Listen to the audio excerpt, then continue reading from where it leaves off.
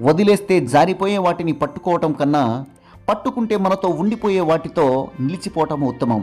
అది జీవితమైన బంధమైన. బంధం అనేది అందమైన పుస్తకం లాంటిది. పొరపాటు అనేది అందులో ఒక పేజీ మాత్రమే. ఆ ఒక్క పొరపాటును సవరించాలి, కానీ పుస్తకాన్ని చించిపడేయకూడదు. తినడానికి తిండి లేని స్థాయి నుండి తినడానికి సమయం లేని స్థాయికి వెళ్ళడం కాదు విజయం అంటే. మనం తింటూ మరొకరికి పెట్టే స్థాయికి ఎదగడం అసలైన విజయం అంటే. రేషన్ బియ్యంలో రాళ్లున్న ఏరుకుని వాడుకుంటాం, కానీ రాళ్లలో బాస్మతి బియ్యం గింజలున్నా ఏరుకోం. వ్యక్తిత్వం మంచిదైతే తప్పులు చేసినా క్షమిస్తాం, కానీ ఘోరమైన చెడ్డ వ్యక్తిపైకి ఎంత అందమైన వేషం వేసినా దూరంగానే ఉంచుతాం.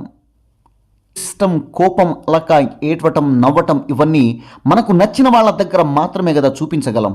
కొన్ని మాటలు విన్నప్పుడు అవి మన కోసమే రాశారేమో అనిపిస్తుంది. అంతేకాదు, ఆ మాటలు విన్నప్పుడు మనం అనుభవించే బాధ క్షణాల్లో మాయమైపోతుంది.